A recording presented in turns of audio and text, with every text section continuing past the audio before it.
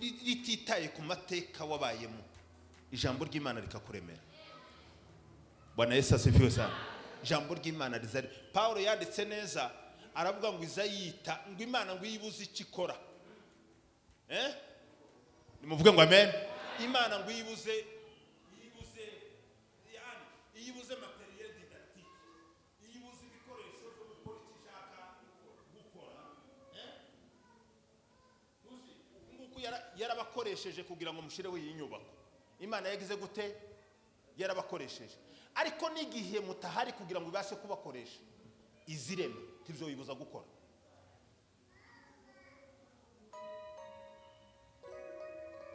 Haleluya.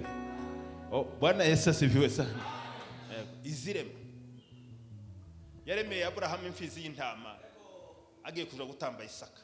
Kuri uwo musozi nta ntama yari yarahari tayo pe. Ariko ngo irebe umutima wa Abrahamu, irebe kwizera kutari ko kunyeganyega kuri mu mutima wa Abrahamu. Imana iravuga ngo Abrahamu, nubwo hano nta ntama ihari yo gucungura Isaka, Amen. Haleluya. Haleluya. Yesu asifiwe. Ndio. Imana izirema. Imana ifite imbaraga zo kurema ibihe, ikagukuraho agasuzuguro, ikagukuraho amarira, ikagukuraho amaganya, ikagukuraho izina ribi, ikagukuraho ikimwaro, ikagukuraho Imana ikakuremera ibindi bihe. Imana ifite izo mbaraga zo kubikora. Reka tugende icyo gitero cy'indirimbo hanyuma tuze gusoma ijambo ry'Imana. Nanezerewe kuva nijoro.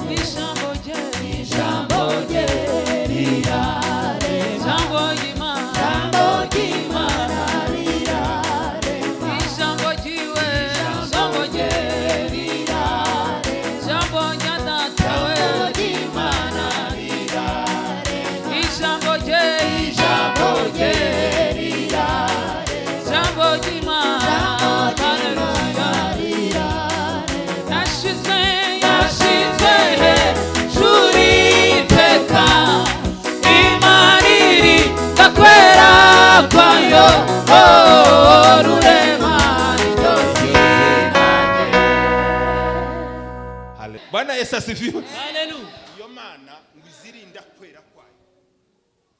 Imana izirinda kwera kwayo.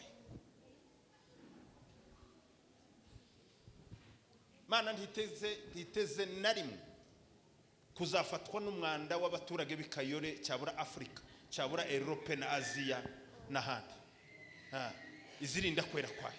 Nukuvuga ngo icyo yavuze ntiyobasha kukivuguruza kugira ngo irinde kwera kwayo. Amen. Duheze isi cyubahiro. Haleluya. Haleluya. Icyo yasezeranije habe nubwo hoca imyaka ibihumbi, irakirinda kugira ngo igisozo, kugira ngo irinde kwera kwayo, ireke kwanduzwa n'icyo yagusezeranije ngo ireke kugisoza. Igaragare nk'inyaka inyoma, igaragare nkaho atariyo yabivuze. Izirinda kwera kwayo. Rero icyo yavuganye nawe irinze kwera kwa tigisoreza yuko uri mwiza, igisoreza kugira ngo irinde kwera kwayo, kuko ariyo yabivuze. Haleluya. Nimuvuge ngo amen. Amen. Haleluya. Haleluya. Komeza ngaho tuje gusoma ijambo.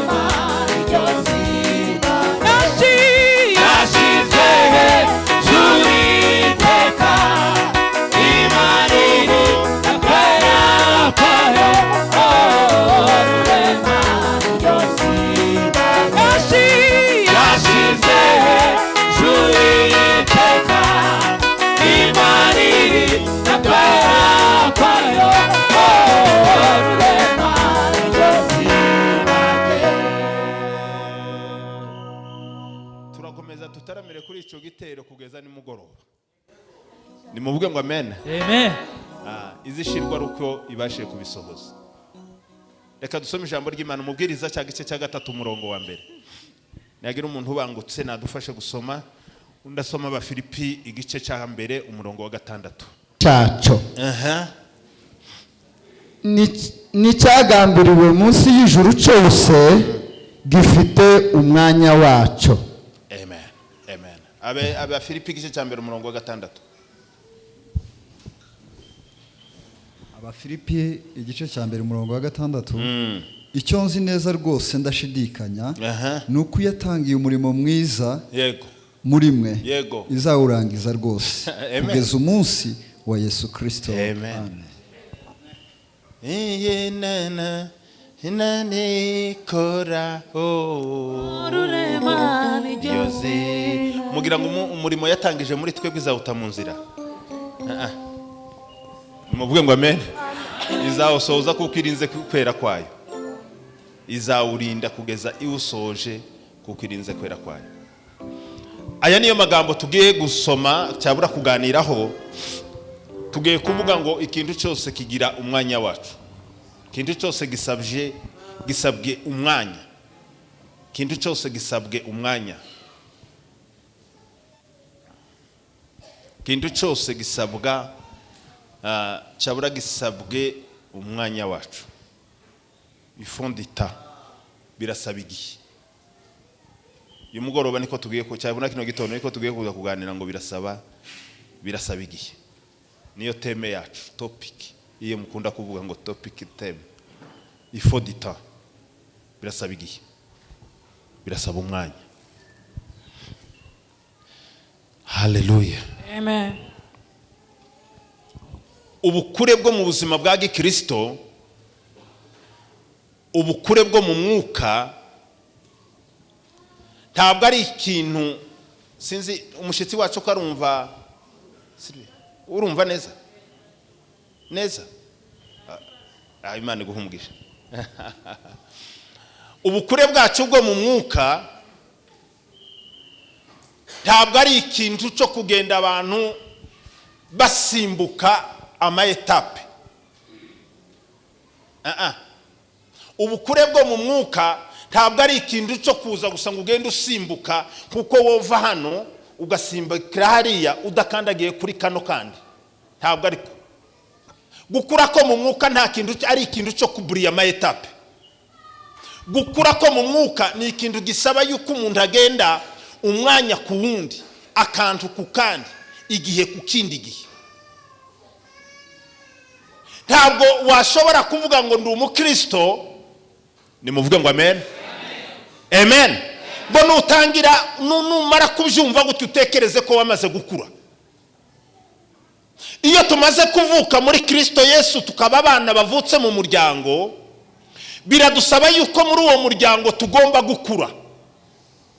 Kuba umukristo ntabwo byari byasinyifya gukura mu bukristo. Kandi gukura mu bukristo ni ikintu cyo kugenda intambwe ku yindi, step by step, aka escalier ku kandi ka escalier. Iyo usimze aka escalier kamwe ugomba kuriraho ibintu bo wabyishe. Birasaba kugira ngo ugende akantu ku kandi, ugere hahandi umwanditsi yavuze ngo bitume ngo tugera ku kigero cyiza cya Kristo. Amen. Umuntu uteka ryose iyo aririmbye azatekereza ngo yarakuze. Yabwiriza agatekereza ngo yarakuze. Nimuvuge ngo amen. Yayobora amateraniro agatekereza ngo yarakuze.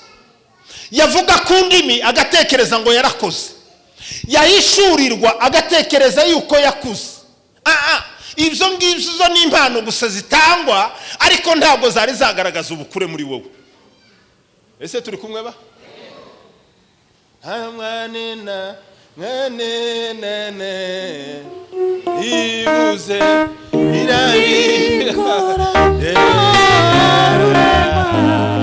bazurekera aho ngaho. Mana nyirijuru dufashe muri ano materaniro icubahiro kibi cyawe iteka ryose.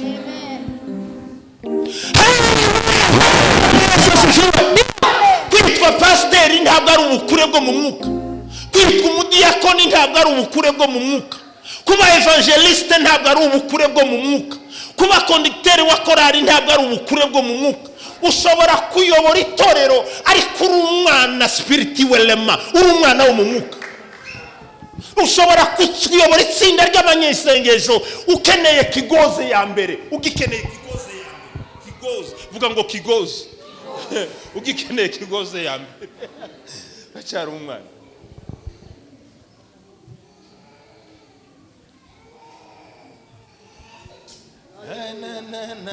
Mungu ibashe imuze irabikora rurema niryo zina rye ijambo rye rirarema ijambo ry'Imana rirarema.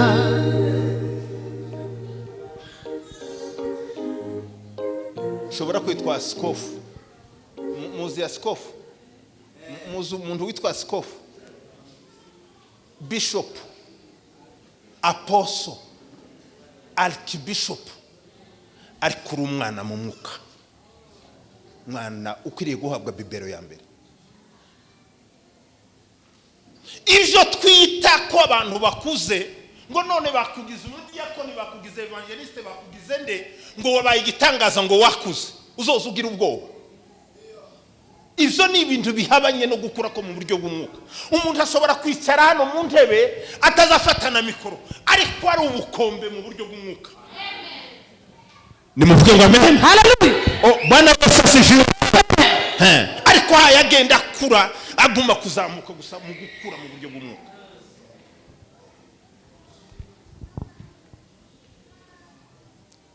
Uko bisaba umuntu kugira ngo agere mu rugero rukuru rwo kuba umuntu mukuru, uko bisaba yuko umwana mutoya agera kuba adult, agera kuba ku rugero rukuru rw'umuntu mukuru, ni nako bisaba umuntu w'umwuka nawe gukura. Nimba tubona abana bagomba gukura, tugomba kumva yuko no mu mwuka abantu bagomba gukura. Kandi kugira ngo umwana akure hari ibigomba gukuza umwana. Iyo umwana adafite birya bimukuza, gukura kwiwe kuza kugorana. Tibishoboka. Ariko umuntu aragira gutya yanezerwa gutya. Witonde, ubanze ubaza umutima wawe, ngo ese mutima wanje uri kurakura cyabura. Kandi iyo umuntu hayakura, eseme hari uzuvuga ngo ndiko ndakura. Nimuvuge ngo amen. Umwana iyo hayakura ugenda ubibona. Kandi yageze mu kigero cy'ubukure agenda akora ibikorwa by'umuntu mukuru. Ntazarinda ngo banze yisobanure ngo kunarakuze. No. Ibiranga bakuru biramugaragaza. Amen. Bana basasifiwe. Ibiranga abantu bakuze birahari. Si ibintu byo gushakisha ngo tuzunguza akamuri ngo turebe nimba yarakuze cyangwa atarakuze. Ibimuranga birahari.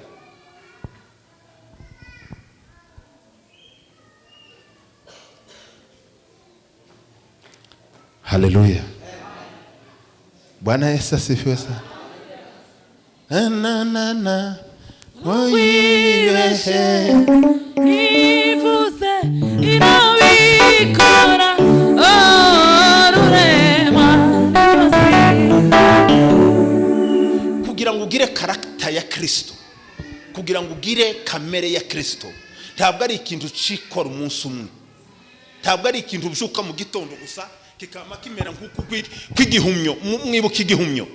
Sylvie, igihumyo urakibuka? Igihumyo harya inka zagaza zitamase, bwaca mu gitondo ukabona champignon iragize gute, irabyutse gute, irabyutse. Ntabwo ari byo. Ntabwo karakter ya Kristo iziyamifa kuza nk'igihumyo. Sha we Bwana Yesu asifiwe sana. Ntabwo izamifa kuza gute.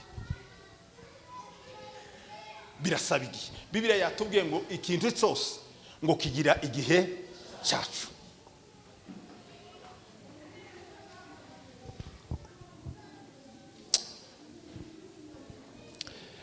Haleluya. Nimuvuge ngo amen. Ikintu cyose kigira igihe cyacu.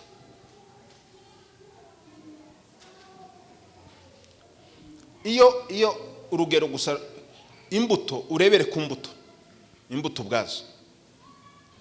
Iyo ufashe avoka cyavura ugafata tomate cyabura ugafata urundi rubuto urwo ari rwo rwose, warangiza rwa rubuto ukarusoroma ari igitumbwe, warangiza rutari rwagira gute, rutari rwera, warangiza ukarushira mu bintu bituma rugaragaza ko rweze, ariko indani muri rwo rutari rwagira gute, rutari rwera. Iyo rwa rubuto rwoba tomate, ryoba avoka, yoba amacungwe, ugashaka gusa kuyahishisha, ese no kugira gute, kuyahisha ariko ubwayo adahiye, iyo ugiye kuyarya azatakaza guyayo, azatakaza uburyohe bwayo. Kubera iki? Kuko warabiforushije ngo bishe kandi bitari byagira gute, bitari byasha, bitari byera. Baza mugenzi wawe ngo se uracyafite gu, irayifite kabisa, uracyafite uburyohe nyabwo bw'imwimerere. Uzarebe za avoka za hano nza nkunda kubona, uzuribona gutya bakamubwira ngo ni avoka nzuri, ngo nzuri, kandi wayibona nk'inyuma ukamubona ni kasawa, ukayigura, wayigeza mu rugo bayisatura gutya amazi, nimba baza baziteka, nimba baza bazigira gute, sinzi nimba baza zitogosa, sinzi aho baza bazishira, ariko wazireba gutya ukabona yanyuze quelque part, ariko ntiyagize gute, ntiyahiye. Ntabwo waza kuyirya ntiwumve ko ari avoka, nta kintu na kimwe. Yaba ari tomate ukarubona rwatukuye gusa, wagera hariya Soweto baruzana, ariko rukabura tomate utorya rubisi, woza kururya rubisi rwo kwangiriza kuko atari usaba ngira ngo ufe kucana ku nkono nyine, ufe kurutwika narwo nuko rujane n'amavuta n'umunyu, ariko sirwo. Ariko itomate yakuze neza, ni mu bwoko amen, igafumbirirwa neza, ikerera ku giti cyayo, bakayisoroma, urayirya ukaza wumvira isikire iri mu isukari, ukaza wumvira ryoshe.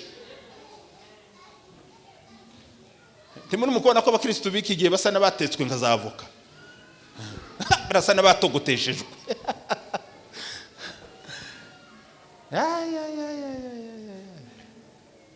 Ni mu bwoko amen. Bwana Yesu asifiwe sana. Abantu bari mu gusena, abantu batogoteshejwe.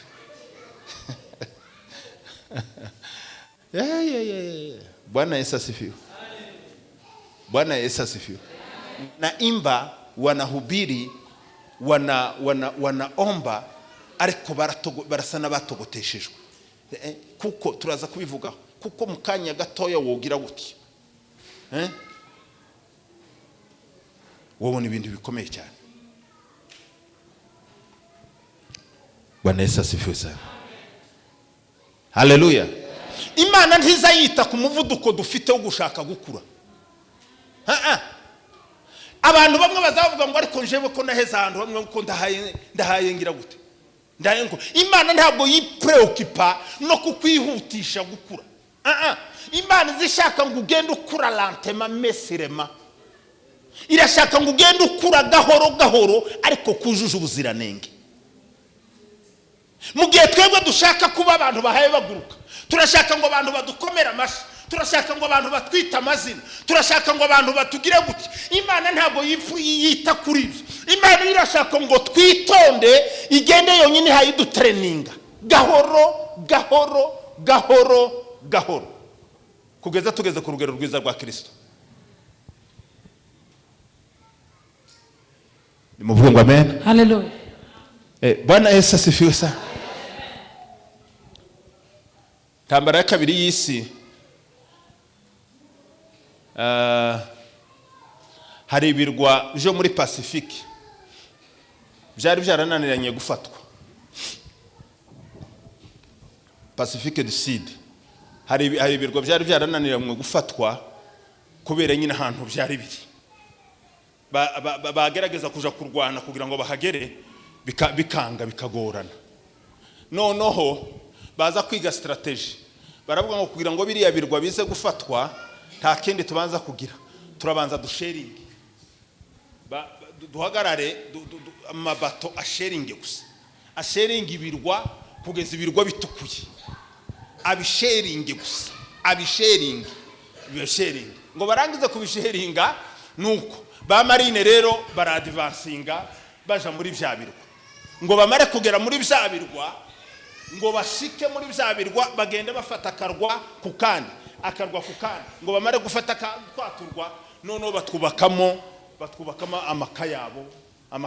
Uturwa twose tuba turafashwe, noneho tuja ku murongo.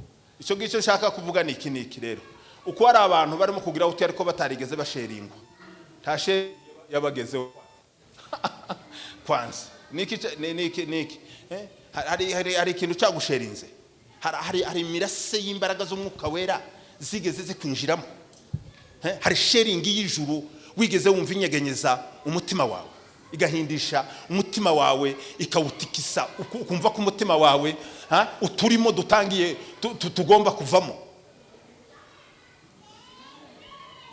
Nimuvuge ngo amen. Umuntu azahura na sharing y'umwuka gutya akamagira ngo none byageze, naho kumbe iracyari sharing, nta bantu bari baza kuhaba. Yafatwa gutya akamagumira akamasa nkuko kw'ibyatsi kw'ibyatsi bihuye akamagira gutya, naho ni sharing yagize gusa imirase y'imbaraga ukabera yamugezeho, akamagira ngo none Yesu aramaza ngo aramaza muri cyo gitondo.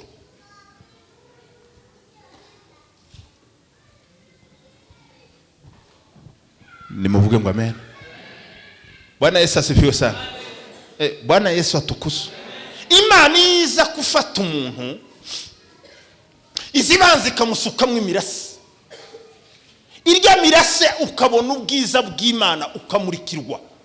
Kurya kumurikirwa biba bitarasobanura yuko baye umuntu mukuru. Iyo umuntu rero yamurikiwe nico giyaza akora ibintu gute ukagira ngo none sinzi ikintu kibaye, naho kumbe nta ingabo z'umwuka zari zadvancinga kugira ngo zize gutura muri wowe, zize kuba muri wowe. Iracyari sharing gusa ugiye ugenda uhura nayo, ariko iyo bimaze kwakirwa za ngabo zikaza zikaba muri wowe, ziza zikagenda zifata amakona yose, ahari ishari zikashiraka, ahari ubwoba zikashiraka, ahari gusebanya zikashiraka, ahari sinzi ibyo byose turya tugeso twose turya zikagenda ziyashiraka kazayo, mwuka kagenda plus ibintu, kagenda fata ayo maeneo. Burya umuntu afite amaposhete menshi cyane. Nimuvuge ngo amen. Bwana Yesu asifiwe sana. Yego, umuntu afite impago nishi. Iyo Yesu aza muri wewe rero azagenda afata eneo. Nimba ari umunyamagambo menshi agashira mu ika yo kugabanya amagambo ariko ni gitangaza. Nimuvuga ngo amen. Nimba wari umunyagasuzuguro agashira mu ingabo zayo ziza zimara gasuzuguro. Nimba wari umunyeshari akazana mu ingabo zayo ziza zimara ishari. Nimba wari iki akagenda plasa kugira ngo agenda afata eneo zose zo muri wowe, kandi ni ibintu bitagenda bikorwa rimwe, ni ibintu bigenda bikorwa graduellement, gahoro ikintu ku kindi akaba ari kugenda uzamuka, ucika kuri iki ugacika no kuri iki, ugacika no kuri iki, ugacika no kuri iki, kugeza igihe ishusho ya Kristo itangira kugaragarira muri wowe. Nimuvuge ngo amen. Bwana Yesu asifiwe sana. Rero ubukure ni ikintu kigenda gikorwa gahoro. Reka nze kuvuga kuri ano magambo make. Ni iki gituma rero bisaba yuko bigomba gutwara umwanya? Turko bigenda ngiye kuvuga amagambo agera kuri 5 atuma yuko bigomba gusaba igihe.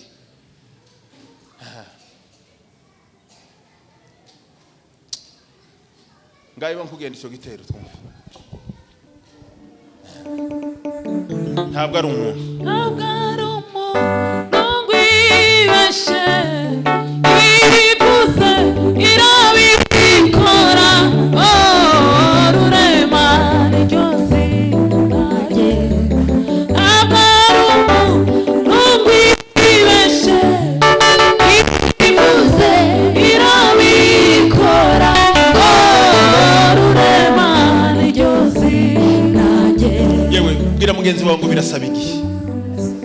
tukazushabukirwa birasaba igihe. Bantu benshi ku barashabukiwe ariko ntibigeze bakura pe, barashabukiwe gusa. Nimuvuge ngo amen, nimuvuge ngo amen. Igituma bisaba igihe nuko urugenzi rw'abanyesirayeli kugira ngo bagere mu gihugu cyabo cy'amasezerano nabyo byasabye igihe. Ntabwo bageze bava mu gihugu cy'Egiputa ngo bama bagenda gutya mu gitondo kimwe ngo babe barashitse mu gihugu cy'amasezerano. Byasabye urugendo, bagenda bava ahantu bava handi, kandi aho bagiye barakurya.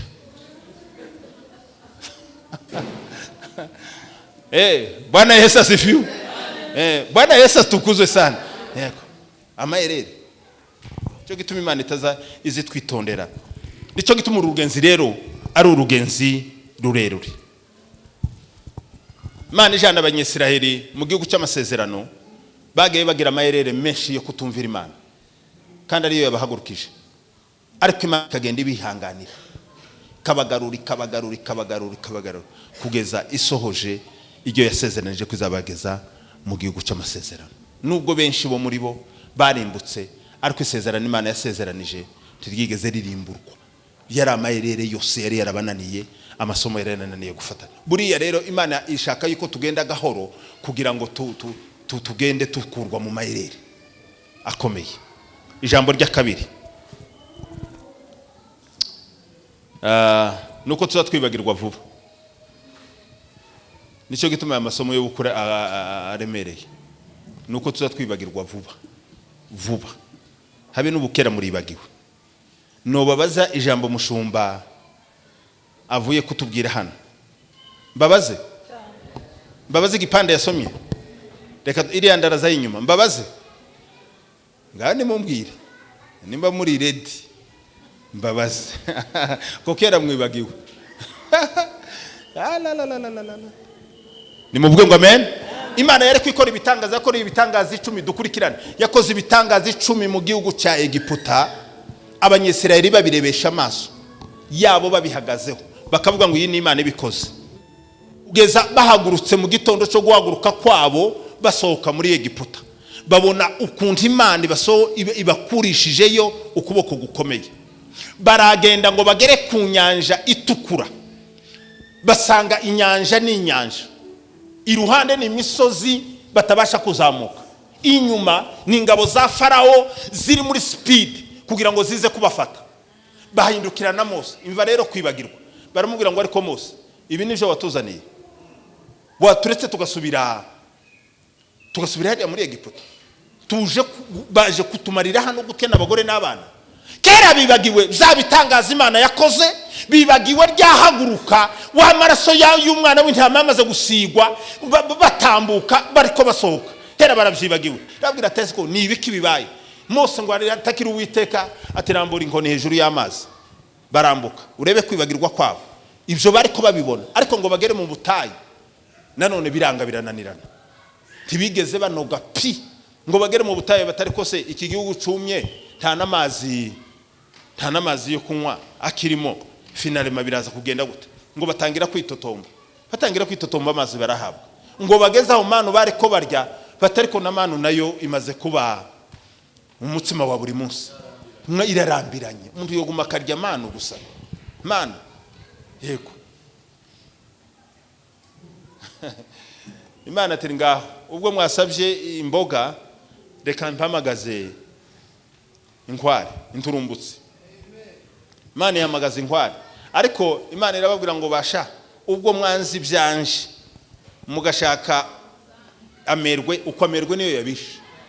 Ko abantu bishwe namerwe, abantu bishwe, bamwe bishwe namerwe y'ibitenge, abandi bishwe namerwe yo gusokozwa imisatsi, abandi bishwe namerwe yo gusigwa inzara, abandi uko namerwe kandi akabamara. Umuntu akava mu byizerwa kubera amerwe yo gusigwa inzara. Uko niko Isirayeli nayo byagendeye, ngo bagira amerwe.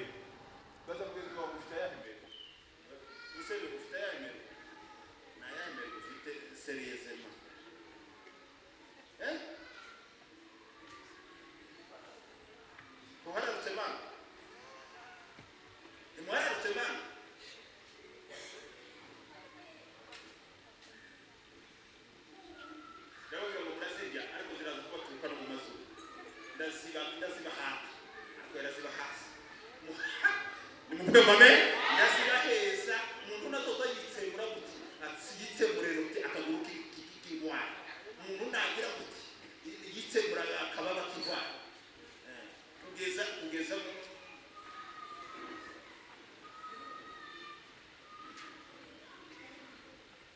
reka mubwire birasaba nuko tuza kwibagirwa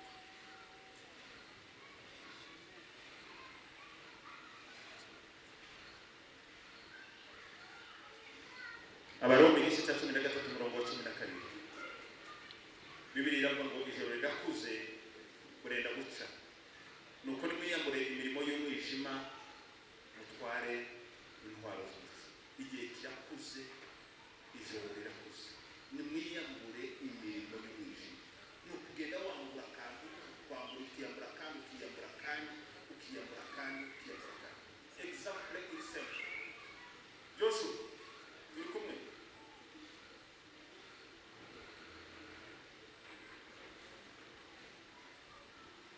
ikibazo iyo umuntu agiye kuryama iyo umuntu agiye kuryama yagurira imyenda yose cyane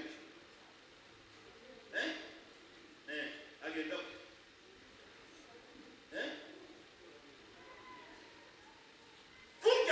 kurya bigenda bikorwa kurya ni nako mu buzima bw'umwuka tugenda twiyamura ikintu kimwe tugatekereze ngo byose byamuhumura gutya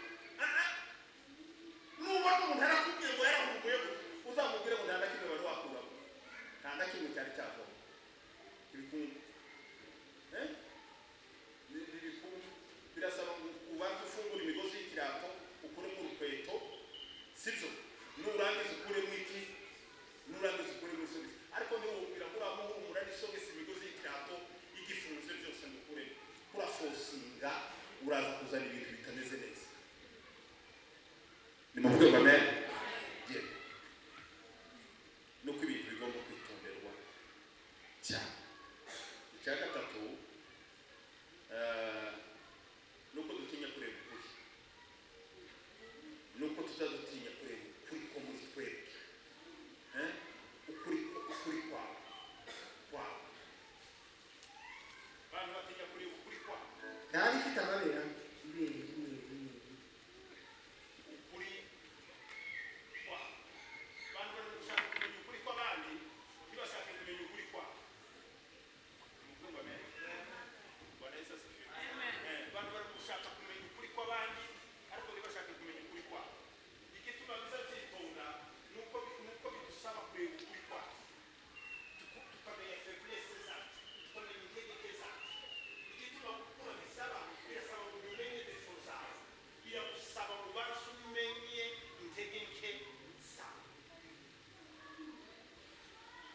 yaraho wenyine arifite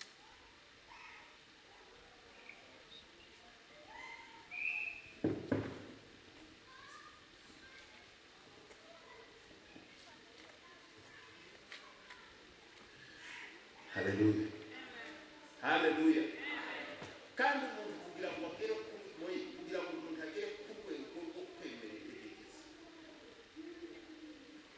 si ubwenge bw'igitondo kimwe wemere feblesse zawe umuntu wese hano nubwira umuntu hano reka ndebe ubwire Esther nukubwira ndetse Esther niki cyatumye ukerere uko mutangira gutanga impamvu bavuga ngo pastor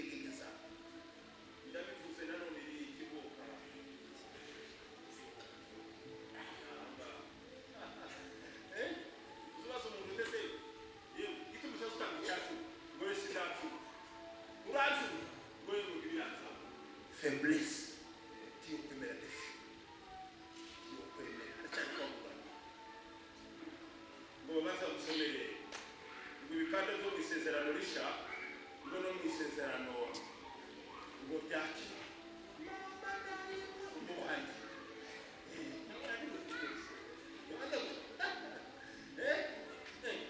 none kutazubaza gusoma igisiriba cyo mu isezerano risha no mu isezerano ryake ariko tukavuga ngo Dawudi aratanga ituza tubivuga ese ko mubereye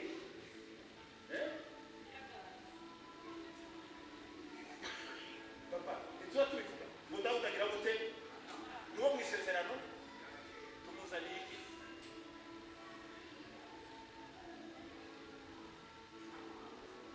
faiblesse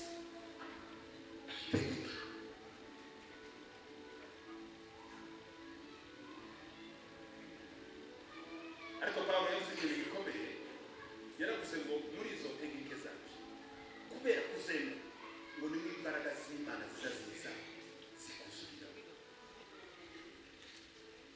ariko mwumvira Yesu kimwe n'umwuka w'Imana nimuvuge ngo amen. Bwana Yesu asifiwe sana. Akoze ku bintu hano akoze ku ibati birasakuje ko mu bitekerezo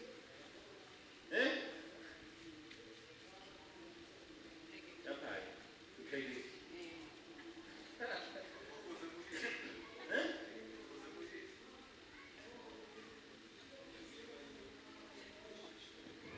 uzi ko umuntu azavuga ngo icyacu ni ngo yari afite biga ndakavuga ngo icyacu nari mfite ngo nagihaye ibirego byo ku muhanda ndi zimwe nari mfite ngo nasanze abantu mu kirema cy'umuhanda mu guheza icyacu ngo bigendere cyangwa ngo nabonye umuntu wambaye ubusa ngo mugurira ibihuze ku mafaranga y'icyacu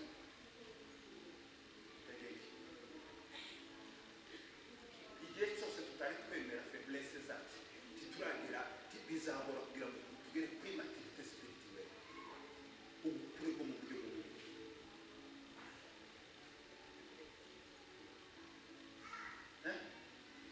nimuvuge ngo amen. Igihe intege zo kuza mu materaniro bakubwira ugakamba gutifu naho intege zabo zose wakuye muri ambushe y'intege zirakuzinga ngo yawe jewe ngo wari ibintu ariko noza amasafuriya n'amasahani ngo ndatinda ngo bigenda naho intege gusa ntabwo ari amasafuriya n'amasahani ni intege gusa zakwinjira gutemera faiblesse zacu zituma tutabasha gukura ariko abanyarwanda bazafite umugani mwiza cyane bazavuga ngo uze gukira indwara ngo rero gute barayira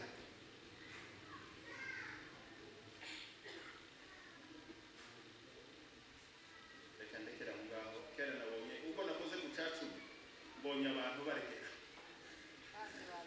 kaga mbonye abantu barekera muri baracuza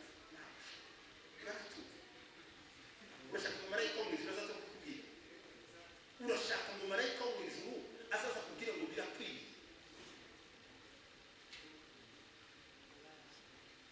urashaka ngo bakubwire ngo kuva mu materaniro ni iby'ingenzi urashaka ngo bakubwire ngo gusenga ni iby'ingenzi ugize iminsi mu ikanisa bamubere kandi bagusobanurira ubutangabusha intege nkeya kandi ntubasha gukura Pawulo yaravuze neza yandikira Abikorino yaravuze ngo nkiri umwana mutoya ngo nageze avuga nk'aba ngo ugatekereza iyo imitekerereze ya petitesi ni imitekerereze y'ubwana kandi mukavuga nk'iki nk'aba ariko baravuga ngo maze kuba umuntu mukuru n'iby'ubwana nabivuyemo ni mu rwego amen. Hari intambwe zimwe abantu basabwa kuvamo bakagera ku rundi rugero hari ubukure budusabwa k'abakristo tukaza tuva kuri iki tukaza kuri iki tukava kuri iki tukaza kuri iki tukaza umenya intambwe n'uwakubwira ngo tanga ubuhamya bwawe bwo gukizwa kwawe ukanamubwira n'ibyari byarakugoye ariko wowe byakugoye si no kukugora gusa izo wanze kwigiramo n'ubu waranze uzatanga kumenya kandi wenda turirimbe dusenge minota irashize nimuvuge ngo amen. Gukura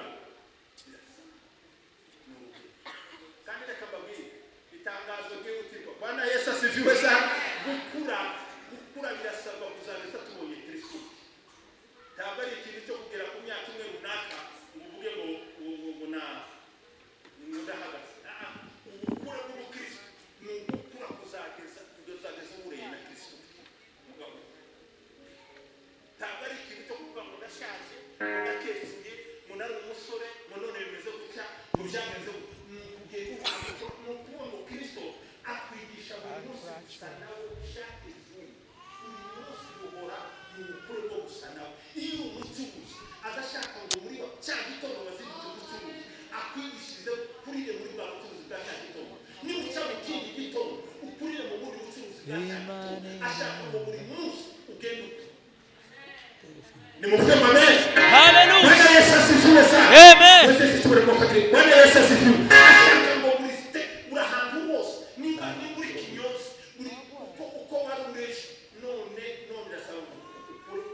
Ejo kogosha imitwe y'abantu babiri, ejo kuzogosha imitwe y'abantu batatu. Irashaka ngo muri wa mwanya nawe buri munsi uzakomeza kurira uzakorera handi uzakomeza kurira muri cya kinyose ugumukuri. Amen. Bwana Yesu asifiwe. Ugumukuri. Iyo abakiriya babiri cyangwa batatu ugumukuri. Ntutekereze ngo jewe ngo twarakijijwe kuva kuri ba sogokuruza bageza basengera inganji ngo nimuvuge ngo amen. Ngo ba mama ngo batuzanye kanisa ngo baza kutubarikisha kuduhesha umugisha mu itorero nuko ngo dukora Sunday school ngo bakaza batujyana mu materaniro ngo turakura ngo twarakuze ngo twarahejeje ngo nuko no gukura bose nuja mu muri bwa bwo urasaba ukuri n'uburi muri mukiri muri cyakiriye birasaba ukuri hata hose Imana yashaka ngo wagaragaze naturi ubakuri. Nimba ari igihe cyiza birasaba ngo muri cyagiye cyiza ukuri. Nimba ari igihe cyo guhaga muri cyagiye cyo guhaga ukuri. Nimba ari igihe cyo gucishwa bugufi muri cyagiye cyo gucishwa bugufi ukuri. Nimba ari igihe cyo gushirwa hejuru ahantu hose umugeze birasaba ukuri. Uzageza ubwishusho ya Kristo izanga gatereta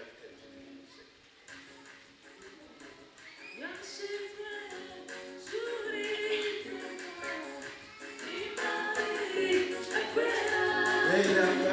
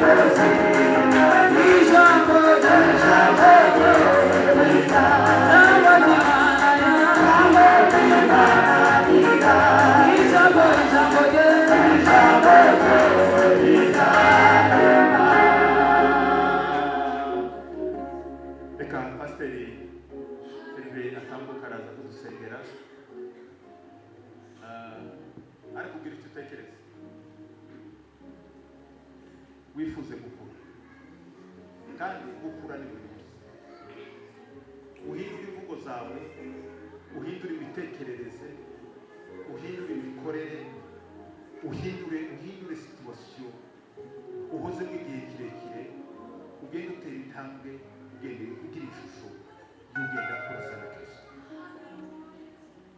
Sylvain natambuke nimusubire muri icyo gitero tugiye gusenga nk'umubwira Imana ngo Mana ndifuza gukura ndifuza kuva mu ntambwe nari ndimo nzamukeje ku rugero